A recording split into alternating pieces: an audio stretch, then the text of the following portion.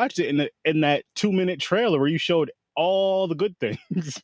Right. Yeah. It's like, here are the funny jokes. Here's the surprise. Here's what's going to Yes. happen. Yes. Yeah.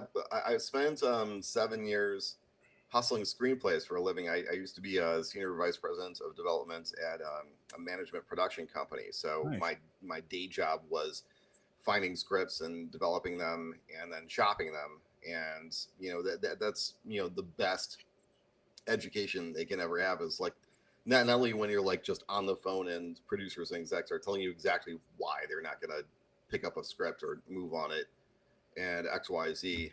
And not only is that good education, but it's also like, the stakes are your paycheck, so it's like you're getting paid on whether or not this thing sells. So it's like you get a very sharp refinement of exactly what's going on. And I bring that up only because we had a project that was written by one of our better clients. Like he had actually gotten a couple of movies made, with real life movies, studio movies with movie stars, like this guy had a fan base amongst the executives, so nice.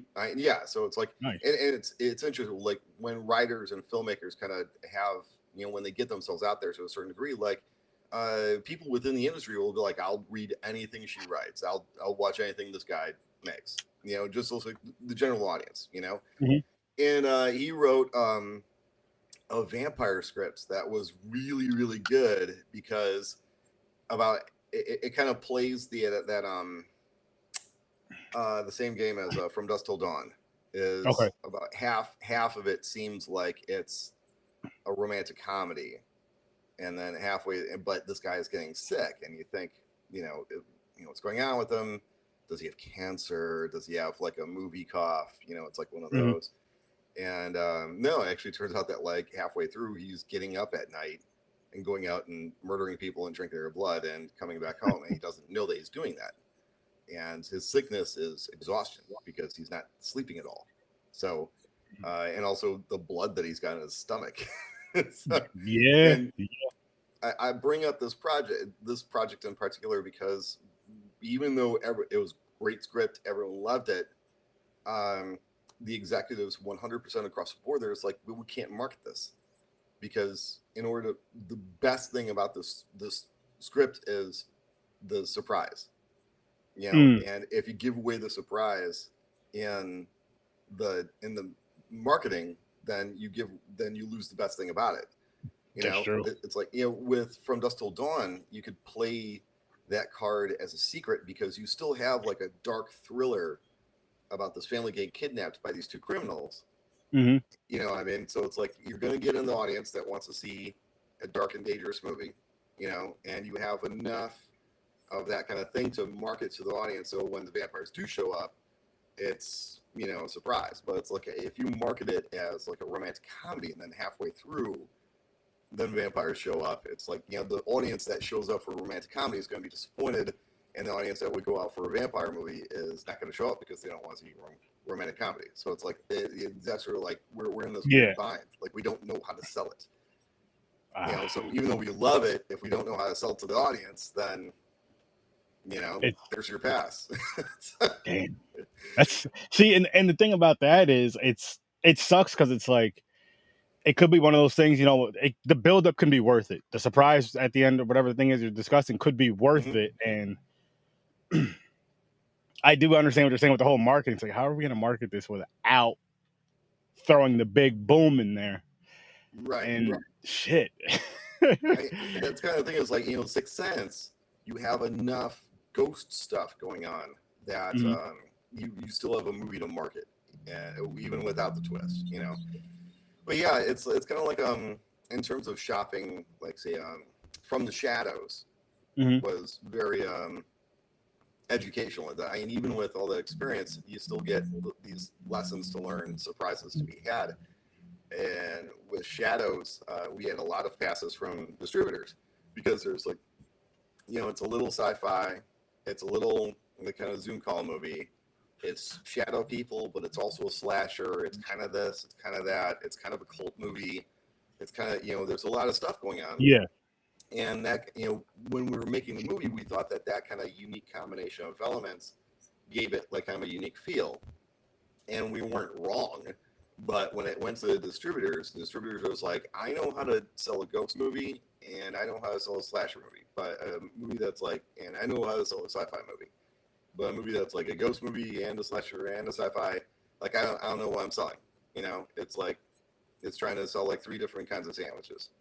You know, they're all sandwiches, but you know, it's like the audiences when they're looking at the menu, it's like, give me a burger, give me a chicken, give me fish. It's like, no, oh yeah, it's the turducken sandwich. The turducken sandwich. There Yeah, you go. yeah. It's like, so anyways, yeah. So I mean, luckily we landed with, we were able to get the movie out anyways. But it's like, it was a doing, man. You know, so it's like, you know, there's a reason why I like sometimes people will like kind of pull their hair out over how the industry works. But I mean, it really just comes down to like, you know, can we sell this? Because if we can't sell it, then we're not going to make any money, and then we have to go get real jobs. So it's like, I love how you said it. Like, then we have to go get real jobs. We don't want to do that. We want to do this. So, I actually, can you familiarize me with your channel, your whole thing? What's going on, man? What are you doing? So with this, I've been doing. January 1st will be 6 years of doing this podcast, and I started out with just recording with friends and family members, just hanging out at someone's house, to them coming over and just record, reviewing movies. Then it got on to, as I grew some and like started branding out, started networking. That's the word. Yeah. Started networking with people like yourself, indie artists, you know, excuse me, Sure. indie directors, indie writers, and all that, actors, actresses. I started connecting with them, so I would do interviews with them once in a while. I would do and movie reviews and just talk horror. I got into this as far as the whole horror thing since I was about 5 years old. Mm-hmm.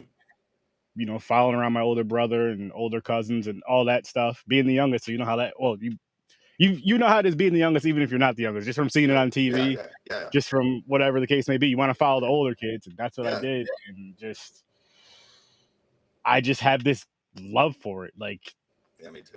It's more than just the blood, guts, and boobs. It's more than the scares. It's more than like, yes, you love all of that, but it's like, again, I've been watching it since my childhood, and I'm a grown man and still love this stuff more than I did as a kid because I understand it more, and you know what I mean. I can see a lot more because I can just. I mean, I'm an adult. I want to see this movie. I can go buy it, go get it, whatever the case may be. Right. But it's just cool that I still have like that childhood excitement for movies, like that childhood excitement for certain movies, certain slashers, like Friday the 13th franchise is my favorite franchise of just everything. I just have to admit it. Like I've been thinking about this for years because people are always asking what my favorite horror movie is, and I really don't have an answer for that. I'm like, it's just because I'm more of like whatever I'm in the mood for watching is what I want to watch. Yeah, it's like asking what's your favorite food. It's like, well, you know. Yeah, like today it's lasagna, but tomorrow it could be something completely different. Right. It depends what I'm in the mood for. But I mean, I do have certain movies that I can go back to. I mean, there's a ton, but Friday the 13th is definitely one. That franchise, for the most part, I can go through and never get tired of watching it. Never get tired of watching it. As a matter of fact, I'm going through a review thing now on my podcast where Tuesday we did Friday the 13th 1 and 2. Or sorry, we did Friday the 13th 1 and Nightmare on Elm Street 1. Thursday we did 2 for both.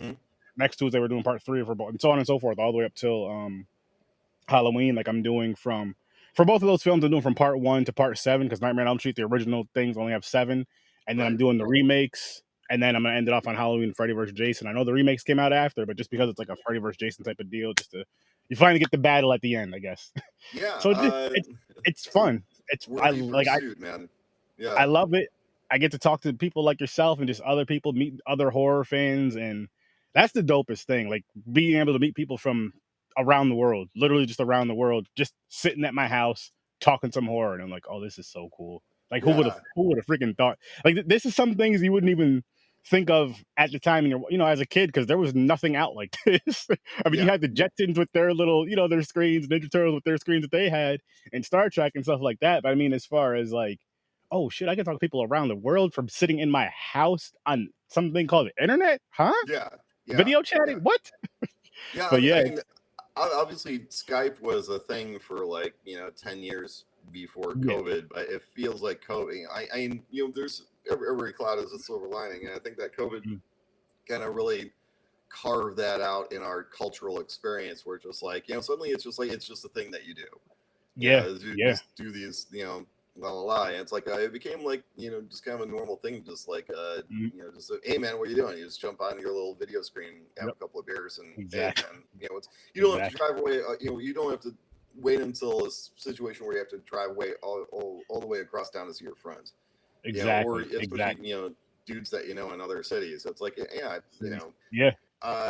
just when I was in Wisconsin, I got to see a buddy of mine who lives in Chicago. And he took the hour drive up to go to the screening, which was cool of him. That's But awesome. yeah, it's like him and another friend of mine. He didn't make the screening, but he came out for a beer.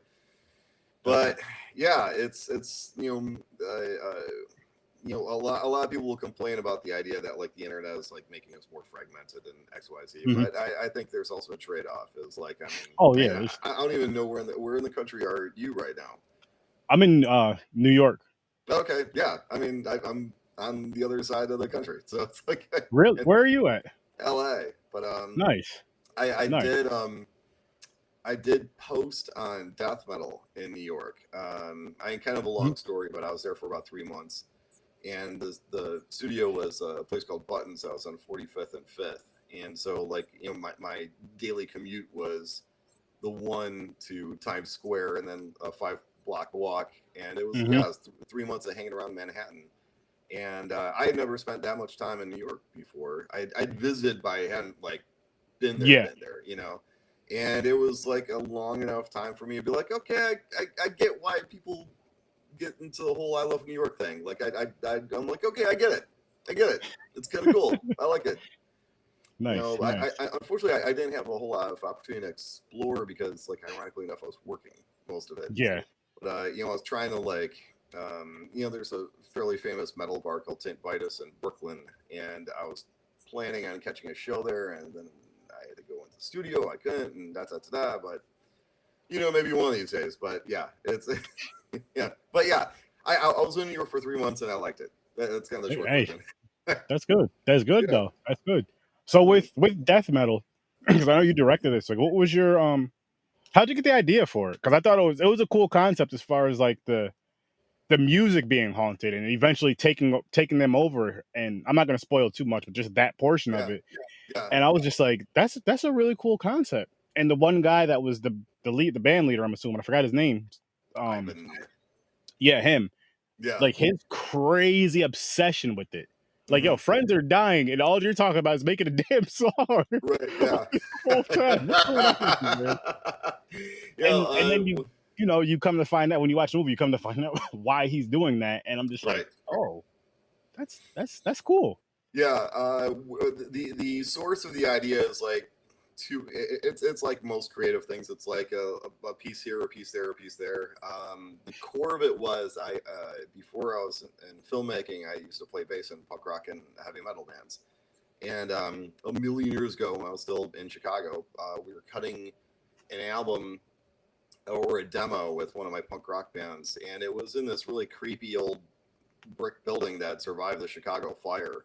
So it was, super old, and it had like weird twists and turns. And when you're not cutting tracks, you're basically just hanging around, So like I would just like wander around this building, and it was just like the errant thought of like, man, what if this place is haunted?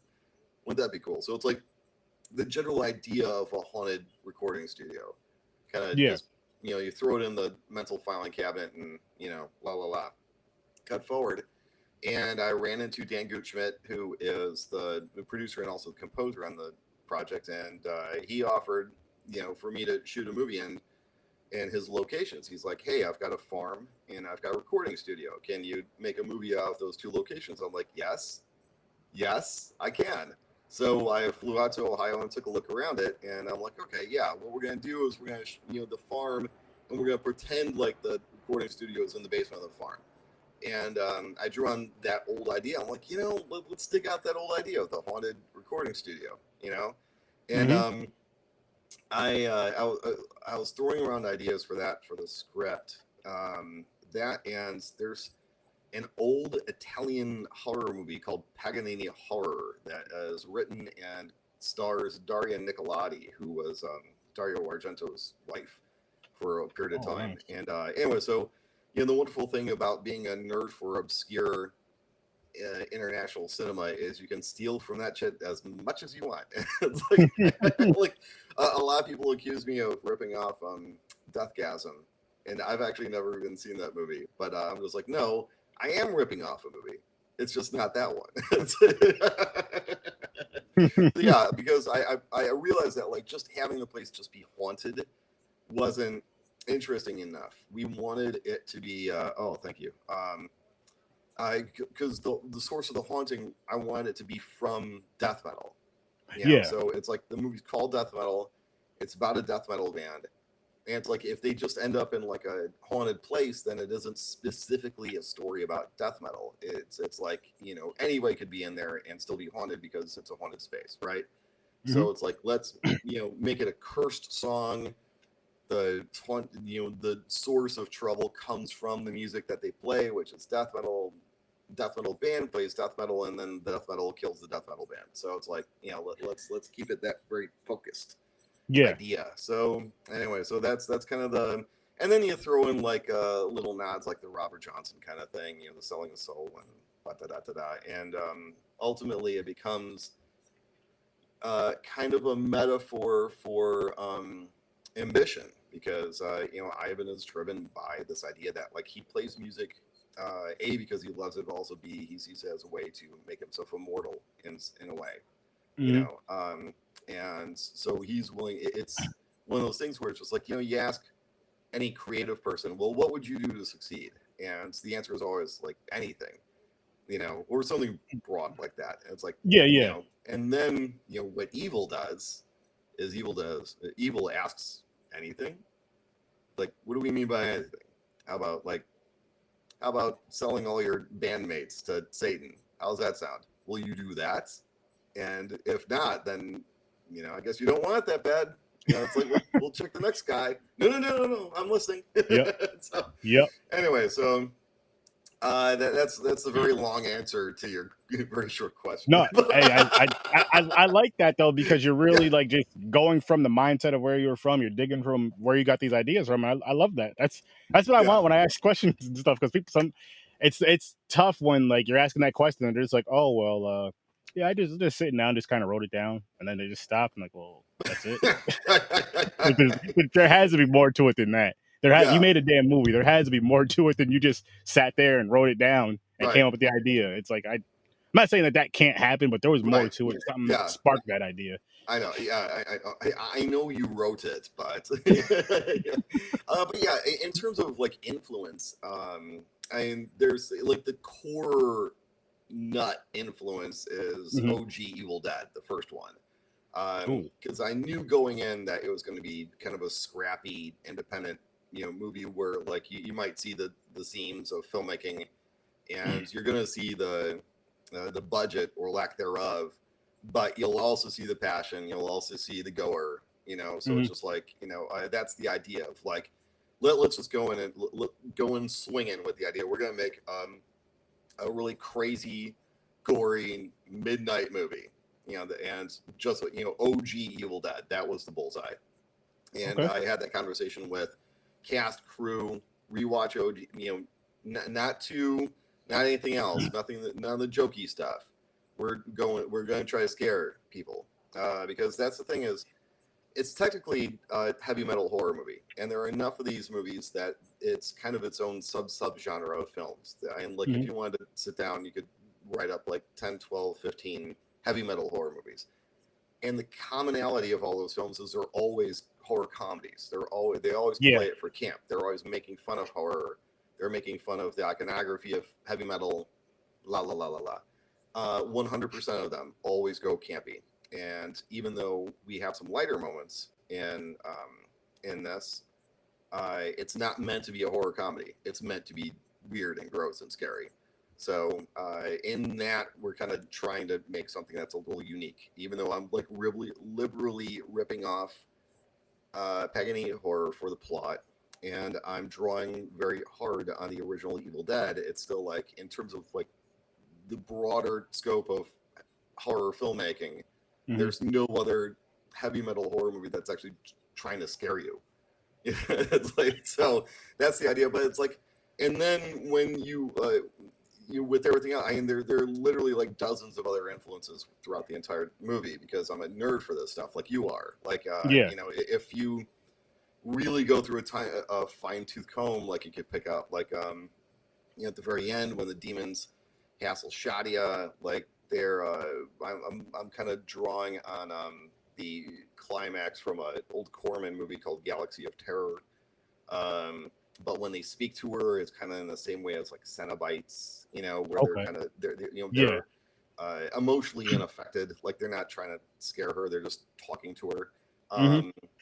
But they're still like very obviously like an alien version of themselves. You know, I could go through and point out like the exact shots that I'm lifting from like specific movies. So I'm like, well, that shot's from Blackula, that shot is from Hellraiser 2. That shot is from this. This shot is from Pet Sematary. You know, it's just like if you, yeah. And so it's one of the, but at the same time without winking at the audience. Like I never wanted to.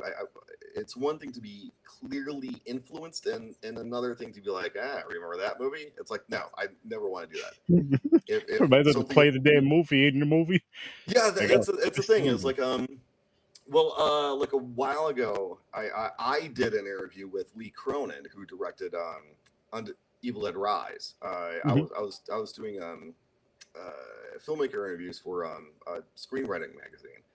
Awesome. And just as like a side hustle, you know, it's like hey.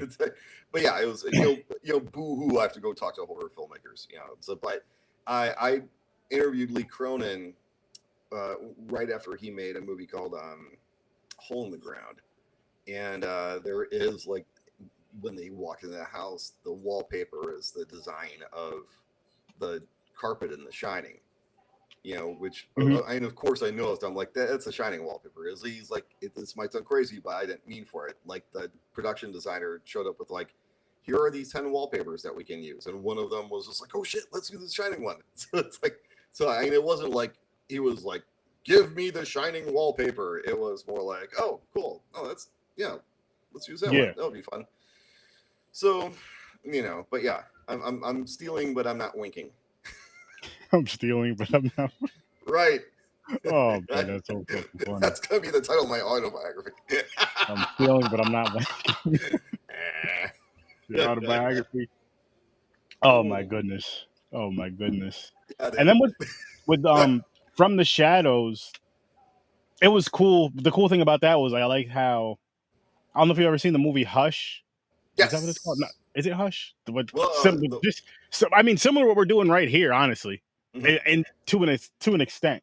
And I just think that's when those are done right, they can be really cool because it's just like it kind of puts you in these times, of course, but it's like a lot of people talk like this. A lot of people do it for podcasts, meeting, like whatever the case may be. Shit, court. People go to court from home now, so it's like that concept. If you can get that concept to work with the horror stuff and the creepiness, and usually it's paranormal. I know you guys. It was like slasher slash. It's kind of a mix of shadow people, but it works. Yeah, like it worked, and I was just like, oh, this is fun. Yeah, started out a little slow for me, but then when it was picking up, I was like, oh, this is fun. And there's a specific voice, guys, that you'll know it when you hear it, people. You will know it when you hear it. The movie lights up if you've ever seen I'm just gonna say this: if you've ever seen Gargoyles, you'll know exactly who I'm talking about. Well, that's your hint, people. In developing, and you're putting your finger right on something that's there. When I was pulling together the idea, I had another project that almost got made called Knife, and COVID swept in and killed it. And I was so bent on shit because we were close enough that, like, you know, I had the taste of it in my mouth. I'm just like, right, yep. And so it's like, well, what the fuck can we get made? You know? Yeah. And I saw a movie called Host. Did you see Host? I didn't see Host. You said Host? Host. Host. Yeah. That was on Shudder or something, right? Yeah. I forgot, but I saw Host, and the entire thing is it's a Zoom call where they try to do a seance, and the demons give them a hard time. And I thought, okay, let's make one of those. So it's a Zoom call, and but we can't do ghosts because that's unfriended. We can't do demons because that's host. So what do we do? I thought, all right, well maybe it's a slasher movie version of it. So it's like, all right, so this creepy guy is popping up behind them and stabbing them. All right, so but why don't they leave?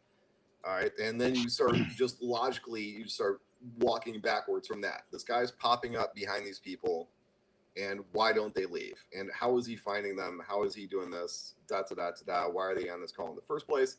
And that's how we start to kind of throw around the ideas. And one of my producing partners, a guy named Ian Holt, he was friends with a guy named Mike Sargent, who he had been a director like years before, and he had kind of segged into being primarily a film critic for a while, and radio show, and he was on NPR and Fox, and it was kind of the space where he lived. But he always had, I can't speak to Mike Sargent, because he isn't here, but he always had in his head to get back to filmmaking. So Ian was aware of this, so he pulled Mike in, and we were just throwing around ideas, and I'm just like, you know what, I'm just gonna take a stab at the script, and because I'm a fast writer, so I'm just like, I'm just gonna whip out first draft, because it's one thing to kind of like riff and kind of throw around ideas, but like it's not until you like actually throw something on the page and you have something to look at, and then you can be like, all right, this doesn't work, but let's keep this. And with that first draft, what I did was I went totally soup to nuts in terms of the characters explaining the entire story of everything that was going on, with the idea that we would pare it down from there. And Mike came back and he was like, no, I want to keep all that. Shit. Yeah, I'm just like, it's going to be like a really talky movie, man. And it's like, Cooch, here it is. First, they're on a Zoom call. Of course it's going to be a talky movie. It doesn't. Second, we're going to give the audience a mystery to solve. We want to engage them and the exact scenario. So when shit really goes down, they know exactly who the players are, what's going on, how Bertram can do what he's doing, how what's going on. Da da da da. I'm like, okay, man. So it's just like, and he's neither right nor wrong, because the primary criticism that we get when we do get, like, say, a mixed review. I mean, some people love this movie, and other people are just like, nope. And it comes down to the talkiness of that first hour. Like, you're really like, the idea is like we're slowly, there's dread, there's tension. Like, we know that it's coming, but. As just a horror nerd, like, for me, the movie like really pops off when shit gets going. From that point forward, it's like, okay, okay.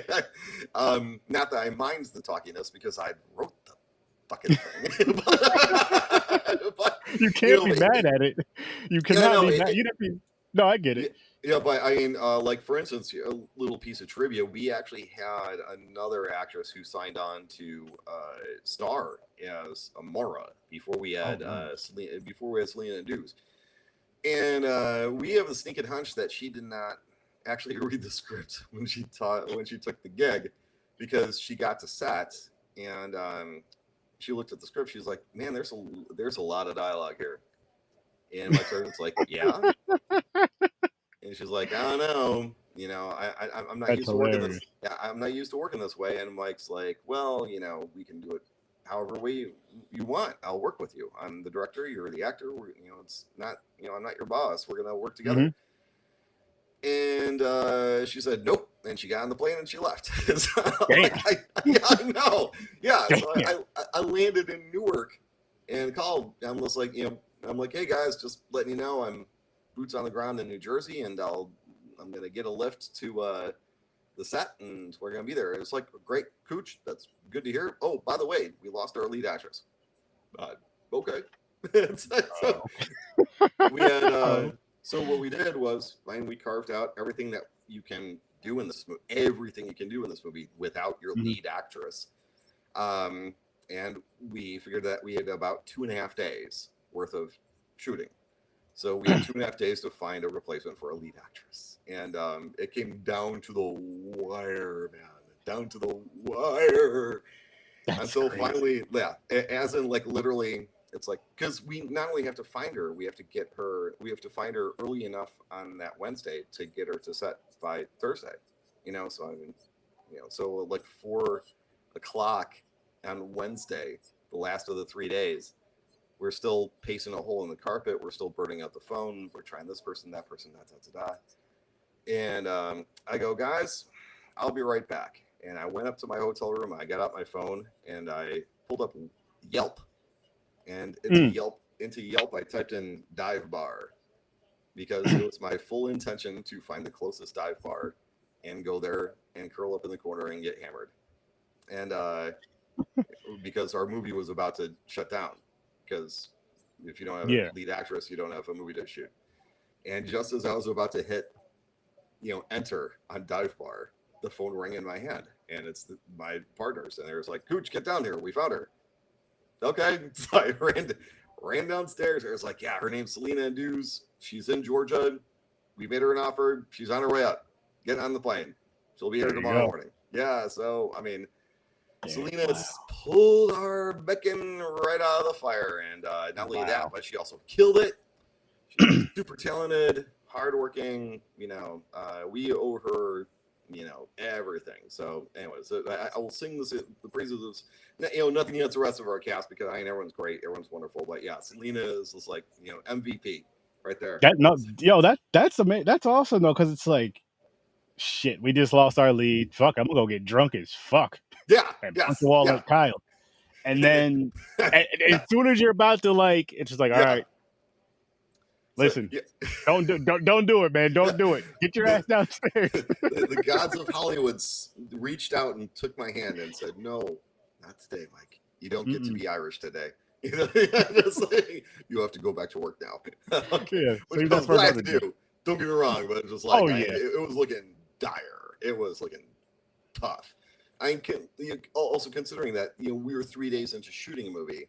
It's like, it's one thing to have a movie fall apart before it starts shooting, like Knife did, but it's another one to actually start shooting the motherfucker and have it fall apart. It's like, what does a guy have to do around here? So I guess next time, if this ever happens again, just go upstairs, find a dive bar, and just before you hit that button, phone call. Yeah, I have to fool the powers into saving my ass, but that's cool though, because that could have just, obviously the movie could have never been made, which would have sucked. And it's just I agree. Wow. It's just like, wow, like literally the buzzer beater. Now just imagine you hit enter or whatever, you get the dive bar, let's just say it's right across the street, right up the street from where you guys are staying at. Right, yeah. You're over there having your drinks, banging them down, then you get the phone call. Like, yo, man, I can barely stand up. Dude, I'll tell you what, man. It's just like, filmmaking is often, chaotic and stressful. Even on, it's just you're trying to pull the fires of chaos into and work it into a thing that you can, a shareable dream. Yeah. And with that, with Shadows, man, the ball was in the air when the buzzer went. It's like, that's what that was. So it's like, every movie is kind of its own little miracle, and so is Shadows.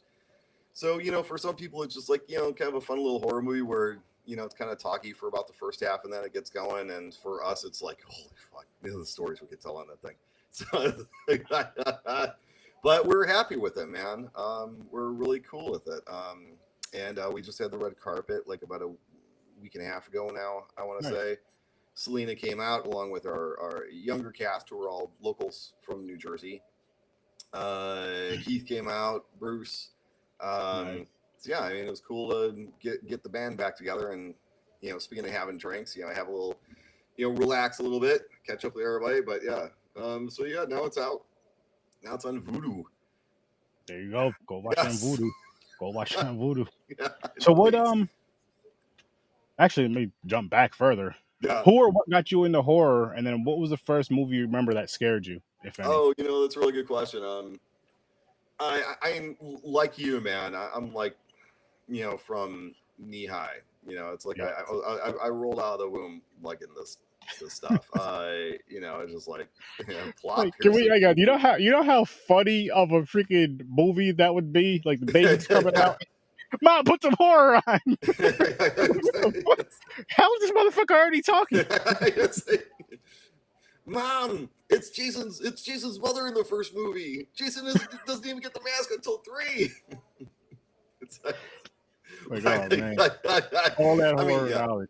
Well, I think like a lot of kids, almost everywhere in the United States has like a horror host, who shows like old horror movies. And when I was a kid in Chicago, it was Son of Svengoolie was the guy.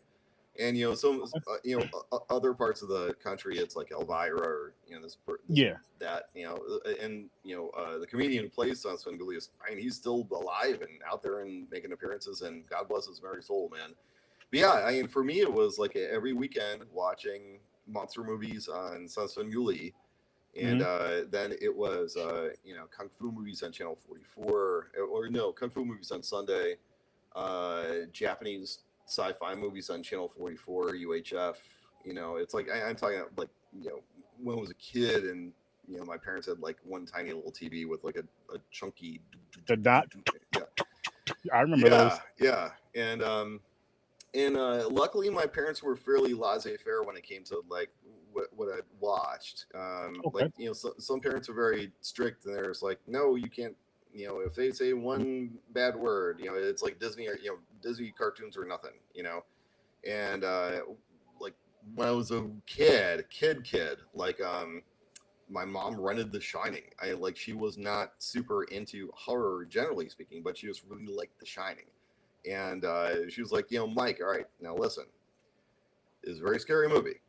And most of it, I think you can watch. But there's one really scary scene. And when it comes up, I'm going to need you to run up to your bedroom, and then I'll call you down when it's done. I'm like, and of course, you know this, I'm talking about. But, for 8-year-old eyes, it was not, let's not show them that scene. But, for the rest of it, like, axe murdering, Jack axe murdering, the actor's name escapes me. Damn it. I'm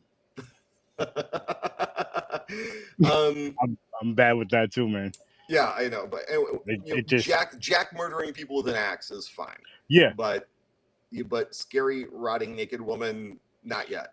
But again, I never understood that logic. As far as, that's a dead naked rotting woman, but just in general, like with watching horror, growing up watching it with my cousins, my brothers, and stuff, it was Aaron, cover your eyes because she's about to get naked.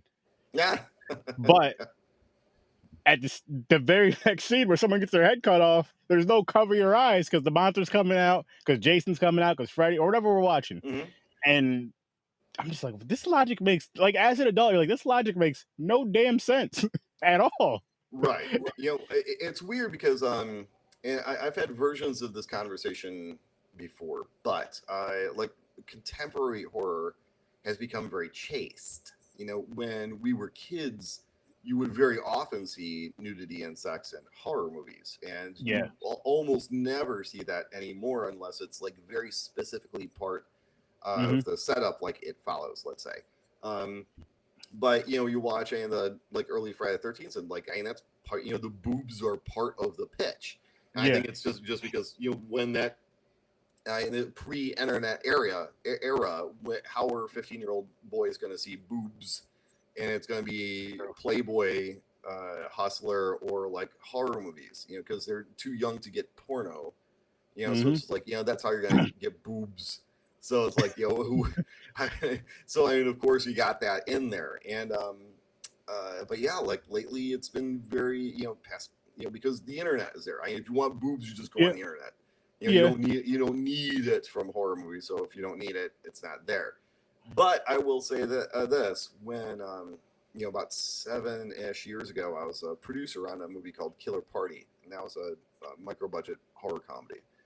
And speaking to educational experiences, I and the filmmakers, we took it to the American film market. We were looking for distribution. We had a completed film. We were looking for someone to release it. So we walked around the American film market having all these meetings.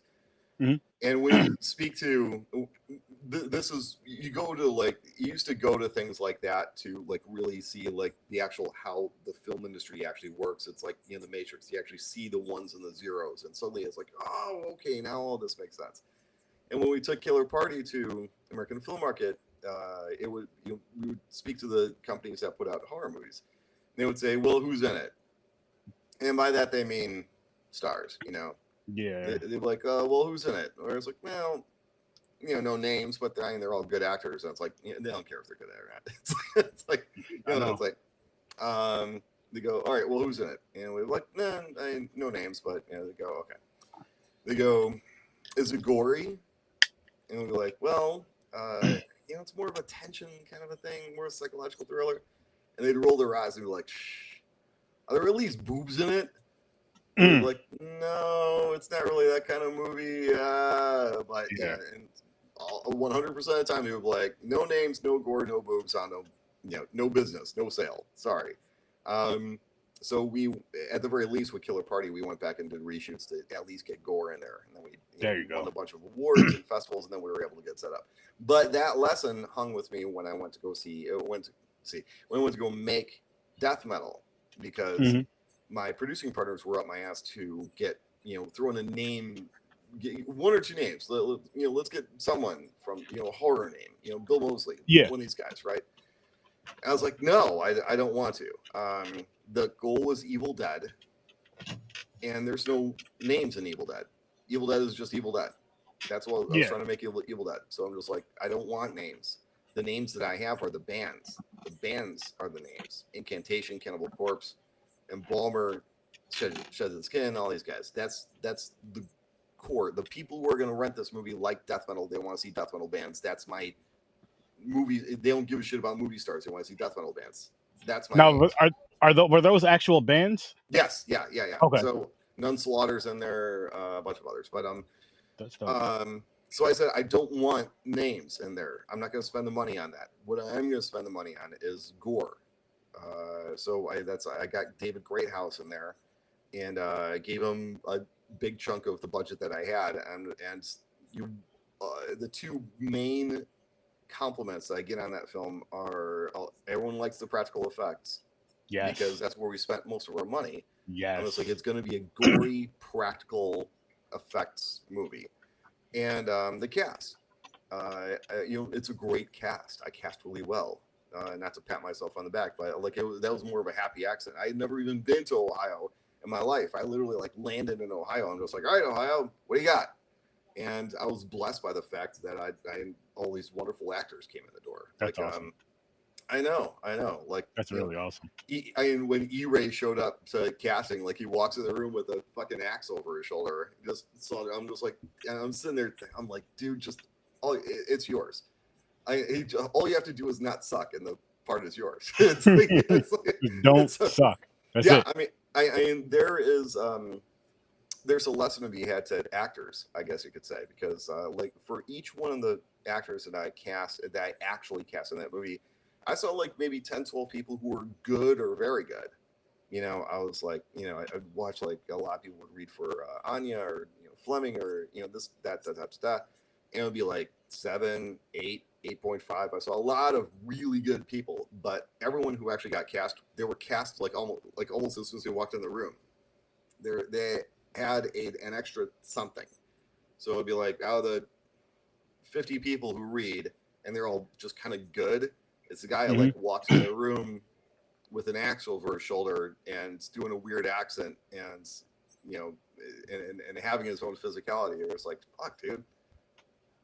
Soul to the American. There you go. Come on. And like when Caitlin Newberry came in, like I was kind of in my head casting this other woman in her head, mid-20s. You know what I mean. I get what you mean. But I was kind of like, yeah, I'll probably go with her. And then like Caitlin came in and like she basically had it like within 10 seconds. I'm like, oh wow, there's Anya right there. There it is. I even told her, I'm just like, and you know that, and also especially when it comes to like a scrappy independent movie like this, especially when it comes to horror, you're looking for like a certain can-do, fuck it, let's rock kind of mentality. with not only your cast, not only your crew. It's just like no one's getting rich off this. Like we're making this because we love it and we understand that like all boats rise in the harbor. If this gets some attention, then we're all gonna get some attention, you know. Yes. But ultimately, let's make a kick-ass movie that we're happy about.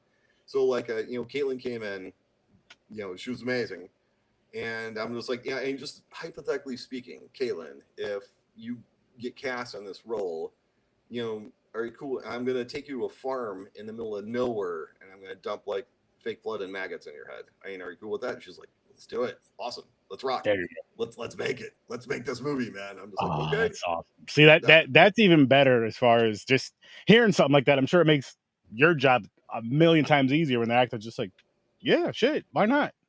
That's why I came here, basically. Yeah, there is like, there's kind of circling around to something that you touched on a little bit earlier, is horror, unlike almost any other genre, it attracts, you know, we love this stuff, you know what I mean? Yes. And so like a lot of the people who make these films also love it. So it's just like, yeah, oh, you want to take me at, you know, 2 a.m, you want to dump some fake blood in my head? That's why I'm here. It's like, thank God. It's like, but also going back to the idea of like influence versus winking or you know, lifting. I think you have to be careful that you're not just regurgitating the movies that you've seen. And I mean, that might sound hypocritical because, you know, just a few minutes ago I was talking about like how I, you know, this shot, that shot, this influence, that influence. But I've read a million scripts that are basically like, you know, this movie with the serial numbers filed off. I've seen a lot of horror movies where it's just like I can see exactly where it's going because I've watched so many horror movies. So it's just like I you know, I'm not scared at all because, or even interested because I've seen this movie before. You're not saying anything new. You're not doing anything. All you're showing me is that you saw Evil Dead 2. You know what I mean? And you really like Evil Dead 2, and you made your version of Evil Dead 2. Now, I mean, again, I'm being hypocritical because like I'm drawing heavily on the first Evil Dead. But I think they can watch Death Metal and be like, okay, this dude definitely is going for Evil Dead, but it's not just, you know. It's not Evil Dead. Yeah, I mean, they don't go to a cabin. There's no one trapped in the basement, you know, just and all that shit. So, la la la la la la la. and speaking of Death Metal, which we're gonna wrap up in a little bit, a few minutes, still got some time. But speaking of Death Metal, the guitar. Listen, people, guitars can be fucking dangerous. That's all I'm gonna say. Guitars can be fucking dangerous. Go watch Death Metal on Tubi. Go watch From the Shadows on Vudu. But remember, guitars can be very dangerous, especially held by an evil entity. That's you know, possessed by an evil song. But that scene right there was fucking awesome. Though I was like, oh shit. Yeah, exactly. Like I'm aiming for moments to like just grab. You know, when Anya turns, the eyeball gag in the washroom, the guitar. There's another eyeball gag with a drumstick, like you know, and since you've seen Shadows, you know that there's an eyeball gag in that one too. Yeah. I'm gonna have to stay away from the eyes in the next movie I make because I've checked this box. It's very Italian horror, you know, so it's like to go after the eyes. So do you have anything coming up? Or are you kind of waiting for these to? Yeah, no, I'm right this second. We're trying to focus on just getting these out into the world, but I'm writing a horror script right now. The guys that I made Shadows with, like we're throwing around a couple of projects that are kind of sort of in the ether. We might go back to New Jersey. We're throwing around that idea too. I have a spy project that has absolutely nothing to do with anybody else. It's just like it's a project that I've had like kind of off to the side, and that's more of like an action, like kind of a John Wicky kind of a thing. And I don't direct or produce that. I'm quote unquote just the writer. But yeah, it's like I mean it's like anything else, man. It's like you always have like a stable of projects, and you know, on some I'm definitely gonna direct. Like this one and this one. I think these two I'm gonna produce. Those I think I'm happy with just being the writer on that one. but I'll put myself in to direct if they want me to. It's like, but it's just the nature of being a filmmaker these days. It's like just being a multi-hyphenate. And so, there's a documentary that I'm attached to, I'm trying to be the editor on and nothing else, so, it's, I have a whole rack of hats. And from one title to the next, I put on the different hats. Death metal. Death metal, I did everything but motherfucking craft service. It's like I did everything on that movie. Whereas with Shadows, I have a bigger team. So it's like on that one, I'm the screenwriter and I'm a producer, but I didn't direct it. Mike Sargent directed it. I didn't edit it. Well, Ryan Kelly edited it. So it's and on the spy thing, I'll probably just be the writer. On this other horror thing, I'm intending to be the writer-director on that one.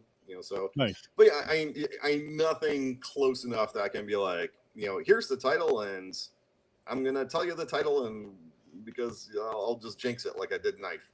So no. I just wondered if you had some stuff coming up. I definitely don't want you to spoil anything, throw out any, go get ahead of yourself, so to speak, where you jinx yourself.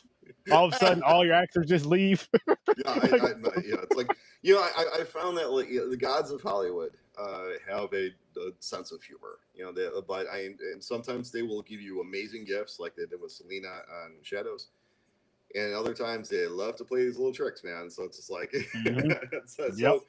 for every amazing out of nowhere, once in a lifetime stroke of good luck, there's you pay for that with 99. I got 99 problems, but Selena Andrews isn't one.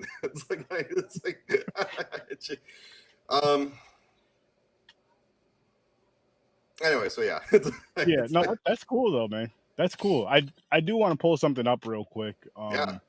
So next week, next Friday, actually, I'm gonna be a part of it's called Cast for a Cause, a charity script read, and we're doing Friday the 13th, which is going to be fun as hell. Okay. And it's all for lunch, which is to help, get kids school lunch, help kids shouldn't have to pay for school lunch, basically. Mm-hmm. So we're gonna have some fun with the script read, do all that good stuff, but also it's for an amazing cause over with my friends over on the Scene Snobs. It'll be on their YouTube channel. Okay. It's just, if people want to come check it out, hey, I'm saying it's gonna be a great time, and even more so for a great cause. Say it again. Is there a link that I can share on my social so I can get the word out? Yes, I'm gonna drop it here, and then I'll send it to you in a message, and I appreciate that. I greatly appreciate that. Yeah. I'll message it to you as well. So I'll help each other out, man. And starving little kids, let's give them a sandwich, right? Exactly. Because I think about that, and I'm like, it's crazy that, because I understand people fall in hard times. Parents fall in hard times. They bust their ass. They have to do what they got to do to take care of themselves, their children, keep the lights on, all the other stuff. Mm-hmm. And it's like, on top of that, I have to pay for my child's school lunch where they need to go there and eat and get educated. It's hard to eat. It's hard to get educated. It's hard to do anything when your stomach's growling. Yeah. Let alone sit in a classroom bored out of your mind, somewhere you don't want to be, and then you're hungry. Come on, they really shouldn't have to pay for lunch at all. They should be able to get the regular school lunch, whatever that is, and be done with it. But so you gotta help them out. Yeah. Circling back around to Friday the 13th, a million years ago, I used to be a co-host on a podcast where it's called It's Always Friday the 13th, and we would every episode would be a solid 2-3 hour discussion about each one of the awesome films. And I would get so drunk when we do these things. So it's that's embarrassing. So it's just if you ever you could crawl around on Podbean long enough, and you'll find episodes of me drunkenly slurring about Friday the 13th Part 8. Doing that fucking, but that. So on the one hand, it's embarrassing because I get really fucking trash in these things. But you do find these weird little Easter eggs, because you're gonna be watching Friday the 13th.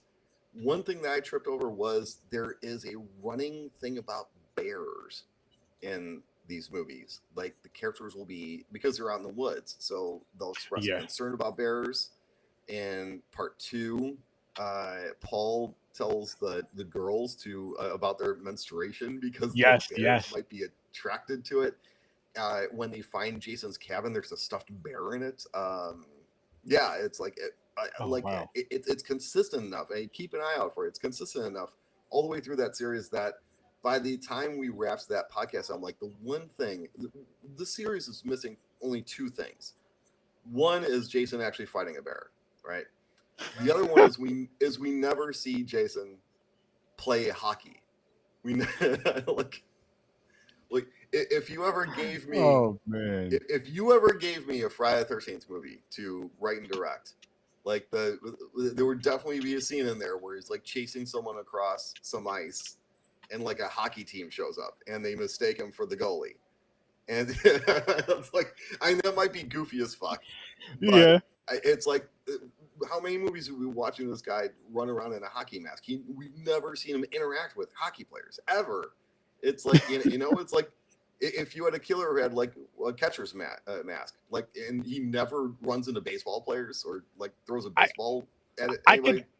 I could see it almost working to the sense of Crystal Lake is frozen, right? And even if he's not being the hockey player per se, he's getting that they're on the ice, and maybe he pulls some under the ice and just other stuff, and then they see him with his mask on. Like, oh shit, you know, play hockey, and maybe he kills somebody with a hockey stick. Yeah. Or like, hey, they're looking for the guy who was supposed to play goalie, but hey, there's this other dude he's got the goalie mask. Oh, okay, I guess he's a replacement. So he's standing there, and they park him in front of that thing. until he's ready to kill. I don't know, but I mean that's the shit that I'm. The joke that I always use is like, if you were driving down Sunset Boulevard, let's just say, and you saw a billboard and it's got nothing on it but a giant hockey mask. I mean, do you really think that it's an advertisement for LA Kings, or do you think it's an advertisement for new Friday the 13th movie? It's like it's such an indelible image. I was gonna say, it comes to the point to where that mask, that's not a hockey mask anymore. That's Jason mask. That's a Jason mask. That's what everybody calls it. That, like, my niece, she's 9 now. She's never seen those movies. When she was little, that's Jason's mask. That's Jason's mask. Right. Yeah. And I'm just like, yeah, you're right. Like, it's not a hockey mask anymore. That's Jason's. I will to say, per Shadows, the game that I'm playing with that one, I not to give anything away, but in that one, it is inverting the slasher tropes. It's in any other movie, you see a deformed guy who wears a mask going around killing teenagers. He's the antagonist of the movie. In Shadows, he's the hero. He's the hero of the film. So, it's like, and I did that very much on purpose. I'm like, again, we're gonna do something first time. It's the creepy guy in the mask. And he takes it off, and he's all deformed and scary looking, and he's got knives and stuff, and he's going around killing teenagers. He is the hero. Oh man, Shadows. That's so cool. Yes. So make sure you guys go. Oh, go ahead. Sorry. No, I am shilling deathmetalhorrormovie.com is where there's a direct link to Tubi for death metal, and also I'm selling signed Blu-rays and T-shirts there. Please feel free to buy stuff off of me, support the film, because I'm still trying to pay the bands. So if you buy a T-shirt or Blu-ray, then you can help me to pay the band. No one's getting rich off this shit. I'm just trying to pay my pay everyone. There you go. Shadows is on Vudu exclusively for right now, and I actually just heard that death metal got picked up to be on Screambox, and I don't know. Yeah, I am great. So it's going to still be on Tubi, but if you don't want to watch death metal with like the little toothpaste ads and whatnot, then you can watch it on Screambox. I don't know when that's going to premiere. That's up to Screambox, but it's just great, cool, awesome. So there's 3 ways to watch death metal. You can watch it on Tubi with the toothpaste ad. You can buy a Blu-ray off of me, and I'll sign it and mail it to you. Or else, in the near future, you can watch it on Screambox. And there you go. Exclusively From the Shadows is on Vudu. We actually had a little theatrical. We were in theaters for a little bit, and it's a special little place in the heart to you make a movie and then you actually go to a theater and the movie is right there on the marquee. It's that there is amazing. Yeah, and it's funny because we were on the marquee, and what was the name of the theater? It was in New York. It was on 8th, and I mean, you're a New Yorker. I'm sure if I pulled up the address, you know exactly Oh, where I'm this is. not. But I'm not in New York City though. I'm oh, okay, okay, higher okay. upstate, so I know nothing about New York Okay, City. all right. So so Mike Sargent went there and took pictures because Yeah, of course. But he lives up in Harlem, so for him, it's just a train ride. yeah, yeah. But yeah, it's like you go through all this heartache and trouble and strife and stress and not to die, and the end goal is to go to a theater, and the movie that you made is up on their own marquee, and we're able to pull that off with From the Shadows. So it's like I could get struck by lightning right now, I'd be fine. It's like okay, See, that's I dope did though. it. I did it. You got to say you did it. You got to say you did it. And I mean, I have the proof. I've seen it. I've watched it, and Right. it's right there. Yes. Yes. That could be my tombstone. I'm just like right there. That's my epitaph. From the Shadows on that marquee. Anyway, so I want to keep you all night. Man. That was great, man. No, I had a great time, man. We're definitely gonna do this again down the road. I'm gonna talk man. after we get off the live. I'm gonna talk to you for a couple minutes, so. Yeah. But I really appreciate you coming on, and I know we had to reschedule a couple times because life is busyness. Yeah. But it's one of those things. I like how you were so understandable about it. Just like you're like, fuck, I get it. Like, look, I had these things to do on these days we were trying to schedule, and then boom, you had these things. So it's like, we're here now, though, people. It's the nature of the business. It's the nature of life. Is. You're just gonna you keep, and then eventually, oh shit, we're actually doing the call. Let's do it. Yeah. But we're definitely doing this again. I just want to thank you again for coming on. I greatly appreciate you. Everybody go check them out. The movies are pinned to the top, as well as the casters for a call. So please go check all those links out. And at the very least, share them. At the very least, click them, share them, just so other people can check it out. And I appreciate you all. I'll see you in your nightmares. Peace.